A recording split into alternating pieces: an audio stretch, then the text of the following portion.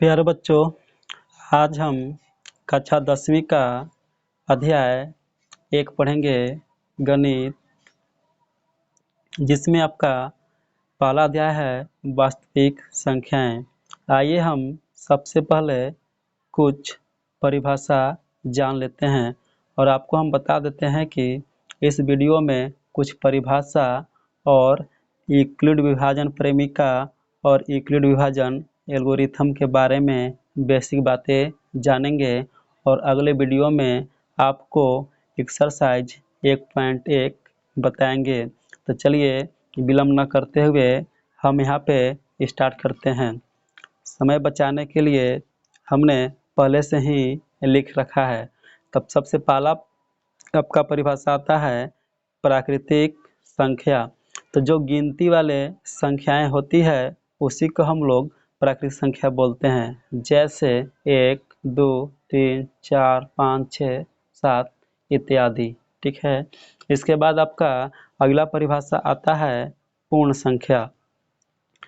यदि हम प्राकृतिक संख्याओं के समूह में 0 और मिला दें तो जो ये समूह हैं पूर्ण संख्याएं कहलाती हैं, जैसे 0, 1, 2, 3, 4, 5, 6 इत्यादि। इसके बाद आपका अगला परिभाषा आता है पूर्णांक। यदि हम पूर्ण संख्याओं के समूह में प्राकृतिक संख्याओं के ऋणात्मक अंक और मिला दिए जाएं तो जो ये समूह हैं पूर्णांक कहलाते हैं, जैसे -2, -1, 0, 1, 2, 3, 4 इत्यादि। इसके बाद हम ये जान रहे हैं बच्चे कि जो पूर्णांक 0 से बड़े होते हैं वे धनात्मक पूर्णांक होते हैं और जो पूर्णांक 0 से छोटे होते हैं उन्हें हम ऋणात्मक पूर्णांक कहते हैं। और जो आपका शून्य है न तो धनात्मक होती है और न ही ऋणात्मक होती है। इसके बाद आपका अगला परिभाषा है परिमेय संख्या। तो ये संख्याएं जो p/q के रूप में लिखी जा सके, जहां q बराबर नहीं 0, तब हम उसे बोलते हैं परिमेय संख्या, जैसे 4/5, 7/9, 1/2 ये सब आपकी परिमेय संख्याएं हैं। और आपको बता दें जितने भी पूर्णांक हैं वे आपकी सभी के सभी परिमेय संख्या हैं। जैसे -2 है तो -2 को हम -2/1 लिख सकते हैं। 0 है तो 0 को हम 0/1 लिख सकते हैं। इसके बाद आपका अगला परिभाषा आता है अपरिमेय संख्या। तो ये संख्याएं जो p/q के रूप में न लिखी जा सके उसे हम अपरिमेय संख्या कहते हैं, जैसे वर्गमूल 2, वर्गमूल 3, पाई आदि। आप यहाँ पे पाई देख रहे हैं। पाई का मान होता है 22/7, जो कि आपका परिमेय संख्या है। लेकिन जो पाई है आपका अपरिमेय संख्या है, क्योंकि पाई को यदि हम भाग करते हैं तो इसका एग्जैक्ट मान नहीं आता है, जो कि पाई का मान सही रूप में आता है। तब इसको हम पाई 22/7 को परिमेय संख्या कहते हैं और पाई को हम अपरिमेय संख्या कहते हैं। इसके बाद आपका अगला आता है वास्तविक संख्याएं, जो कि हमारा चैप्टर का नाम भी है।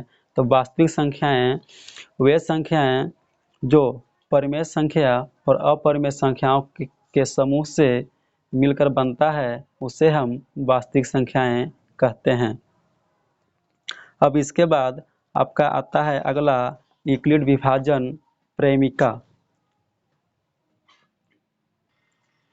अब आपका अगला टॉपिक है यूक्लिड विभाजन प्रेमिका। तो यूक्लिड विभाजन प्रेमिका को समझने से पहले हम प्रेमिका शब्द को समझते हैं। प्रेमिका एक सिद्ध किया हुआ कथन होता है और इसे एक अन्य कथन को सिद्ध करने में उपयोग किया जाता है। इसको हम समझने के लिए एक उदाहरण लेते हैं। मान लीजिए कोई दो धनात्मक पूर्णांक 21 और 5 है। आपको पता है 21 बड़ा है 5 से। यदि हम 21 को 5 से भाग करें तो भागफल आपको 4 और शेषफल 1 प्राप्त होगा। तब हम इसको लिख सकते हैं 21 बराबर 5 गुना 4 प्लस 1। अब यहाँ पे हम देख रहे हैं कि 21 बराबर 5 गुना 4 प्लस 1 है। तब हमें पता है कि जो जीरो होता है शेष से छोटी या बराबर होती है, लेकिन जो शेष होता है हमेशा भाजक से छोटा होता है। इसको हम कुछ इस तरह लिख सकते हैं, जिससे कि जीरो है या तो शेषफल के बराबर होगा या तो शेषफल से छोटा होगा। तो यहाँ पे शेषफल आपका 1 है, लेकिन शेषफल से जो भाजक होता है वो बड़ा आपका होता है। आइए हम इसको अब विस्तार से थोड़ा समझते हैं। मान लीजिए कोई धनात्मक पूर्णांक a और b है।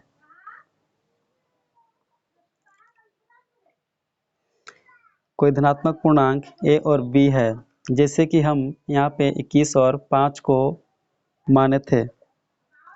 तब हम यहाँ देख रहे हैं कि यहाँ मान लेते हैं कि a बड़ा है आपका b से। यदि हम a को भाग करें b से तो हमें दो अद्वितीय Q और R प्राप्त होंगे। इसको हम लिखेंगे A बराबर B गुना Q प्लस R, या हम ये कह सकते हैं कि जीरो या तो शेषफल से यानी R से R के बराबर होगा या तो R से छोटा होगा, लेकिन जो भाजक B है वो B से छोटा, जो आपका शेषफल R है वो B से छोटा होगा। यहाँ से हमें एक कथन प्राप्त हुआ है जो कि इससे हमको ये सिद्ध होता है कि जो जीरो है या तो R के बराबर है या तो R से छोटा है, लेकिन जो R है वो आपका भाजक से छोटा है, यानी B से आपका छोटा है। तो यही जो ये कथन है यही और कुछ नहीं है, यूक्लिड विभाजन प्रेमिका है।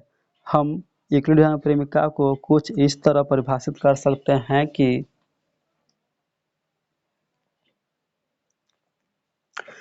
मान लीजिए दो धनात्मक पूर्णांक a और b दिए रहने पर अद्वितीय पूर्ण संख्याएं q और r विद्यमान है।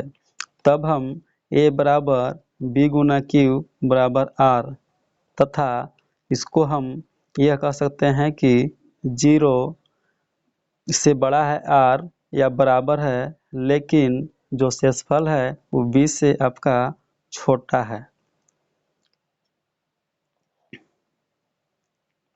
अब हम अगले टॉपिक की ओर बढ़ते हैं, जो आपका अगला है यूक्लिड विभाजन एल्गोरिथम। तो यूक्लिड विभाजन एल्गोरिथम को समझने से पहले आइए हम एल्गोरिथम को थोड़ा सा समझ लेते हैं। तो एल्गोरिथम सुपरिभाषित चरणों की एक श्रृंखला होती है जो एक विशेष प्रकार की समस्या को हल करने की एक प्रक्रिया या विधि प्रदान करती है। चरण बाई चरण इसको हम कह सकते हैं। यूक्लिड विभाजन एल्गोरिथम दो धनात्मक पूर्णांकों का HCF यानी मस निकालने के लिए हम एक विधि का प्रयोग करते हैं, उस विधि को हम यूक्लिड विभाजन एल्गोरिथम कहते हैं। इस एल्गोरिथम में हम यूक्लिड विभाजन प्रेमिका का प्रयोग करते हैं भाग देने के रूप में। यदि हम यूक्लिड विभाजन एल्गोरिथम को एक समान रूप से समझे तो मान लीजिए कि हमारे पास C और D कोई दो धनात्मक पूर्णांक है। अब मान लेते हैं कि C बड़ा है आपका D से।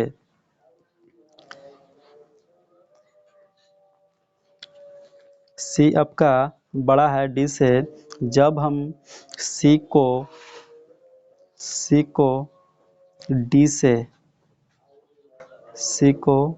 D से भाग करते हैं तो हमें दो अद्वितीय Q और R पूर्ण संख्याएं प्राप्त होती है। तो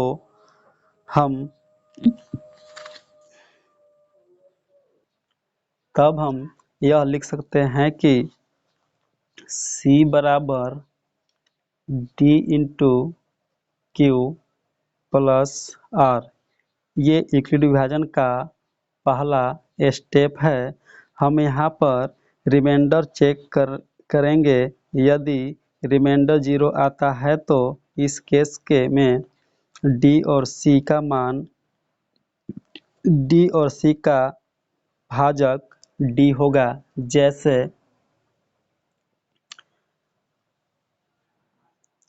यहाँ पे मान लेते हैं कि जो आपका रिमाइंडर R है, यहाँ पे आपका शेषफल 0 आ गया है।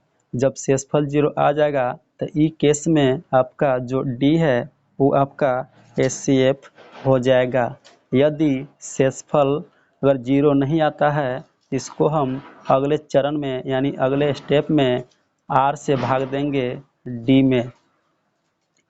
यदि इस स्टेप में भी आपको शेषफल 0 प्राप्त नहीं होता है तो हम इसको और अगले स्टेप तक बढ़ाते जाएंगे, और जब तक बढ़ाते जाएंगे तब तक रिमाइंडर यानी शेषफल 0 न आ जाए। तो प्यारे बच्चों, ये वीडियो आपको कैसा लगा आप कमेंट बॉक्स में ज़रूर लिखें। यदि अच्छा लगे तो लाइक करें और चैनल को सब्सक्राइब करें, अपने दोस्तों में भी शेयर करें। Thank you.